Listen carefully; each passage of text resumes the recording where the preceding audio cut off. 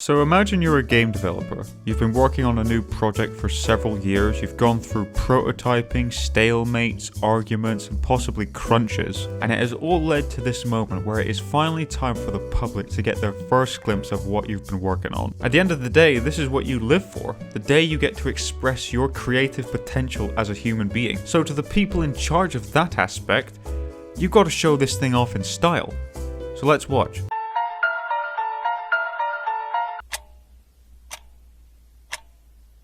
That was absolute shite. Bad video game reveals are the epitome of what you call a wasted opportunity.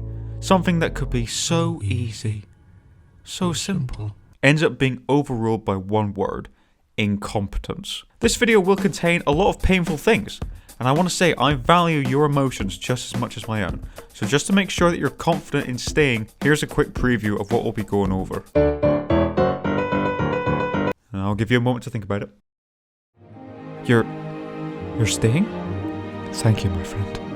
So what's the big deal then? Well, what's interesting, or rather impressive should I say, is despite the simplicity of the concept, everybody finds new and innovative ways to fuck it up. The most aggravating for me personally is the show and tell aspect. The contrast is very simple. Say you're doing a school presentation about the differences between boys and girls. You probably ought to tell rather than show, otherwise you're likely going to get blacklisted. But unveiling a video game for the first time, you gotta show that bitch off hard, and not this. The two examples I've brought with me are Battlefield 5 and Borderlands 3. They almost spent the entirety of their streams just discussing the game, rather than showing us what it looked like. Listen, there is a time and place for developer insight, but not then. How do you expect this to make an impression on fans when they have no visual reference to link all this babble up with? It would be like me, just before doing a face reveal, I gave you a full detailed account of my physical features. I am 69 inches long, I weigh 420 pounds, and I work out 7 days a week at the very least. And do you have a specific way you want the community to see you? One word: desire. I want to turn every man gay. I want to plunge the whole world population into chaos. The big difference worth mentioning between these two reveals was one was very scripted, and the other was completely unscripted. But without blurred lines, both of them equally shit. And when the trailers finally did drop, they had trouble themselves. Battlefield 5's was just, well, Battlefield 5. And Borderlands 3 had some technical difficulties on the floor, which resulted in the footage being jittery, killing the surprise by at least 75%. And obviously throughout, there was your nice flow of silly jokes. And he turned to me at one point and he said, "Oh, where did you serve?" And I felt embarrassed because I was like, "Oh, Battlefield 3. Awkwardness. Hey, sorry about the technical difficulties. And bad acting. Co-op is back. And that's one of my favorite aspects of Battlefield 1, Battlefield 1, Battlefield 1. Oh my god, it's gone! This is BBC News, the headlines at 6. Consternation has erupted in the Battlefield community after the beloved co-op mode mysteriously vanished without inquiry. Investigators have described the incident as one of the most hopeless situations they have ever found themselves in. I think we are absolutely fucked. The tensions, the build-up, I think you can hear a pin drop. My crisps, they're not gonna... Are they? No. It's a mobile game.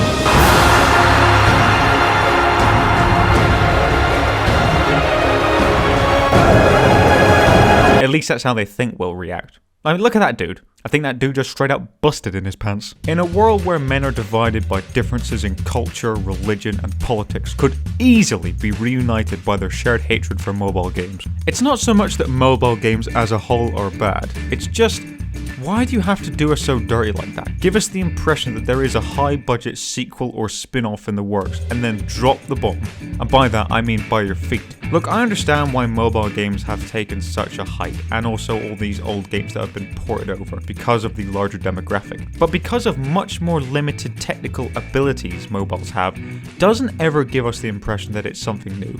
Not to mention as well that most of them are crawling with corporate. I think if you were to ask fans, most of them wouldn't label a mobile game as a true entry into said franchise. Now here's a selection of reveals that have made headlines for, reasons. Look, being a Rockstar Games fan at this point is a lot like being a simp.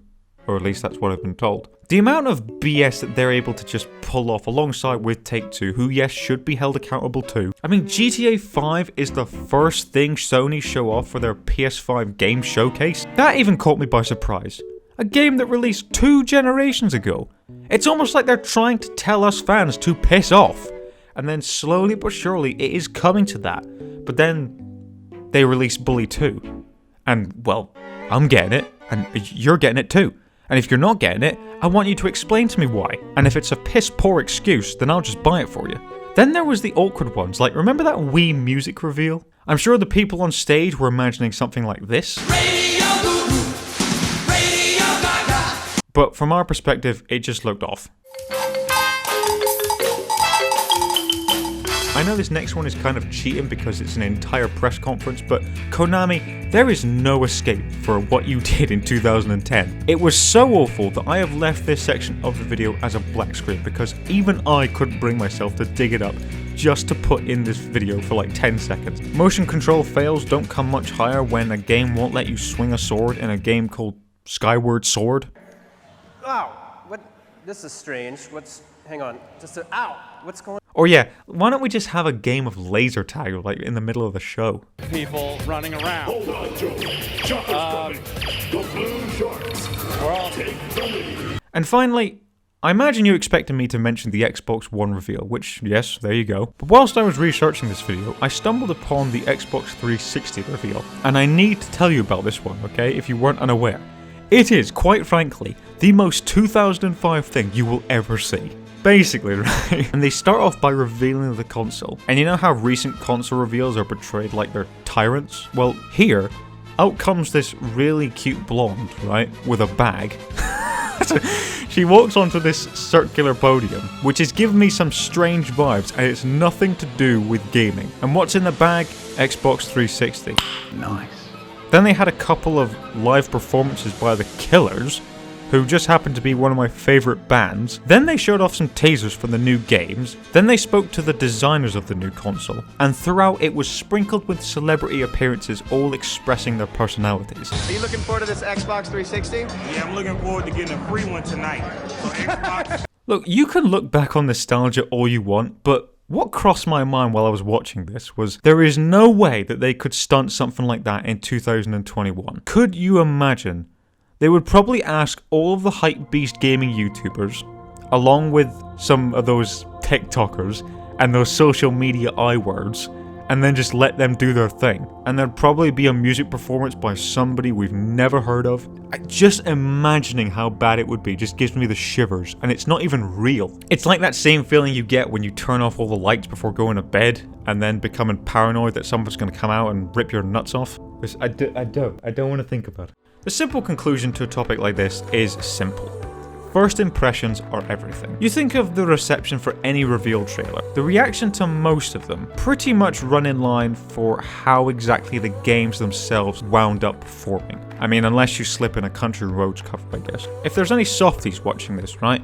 You know that you were taught this when you were a kid. If you don't have anything nice to say, don't say anything at all. Well, my parents said something else.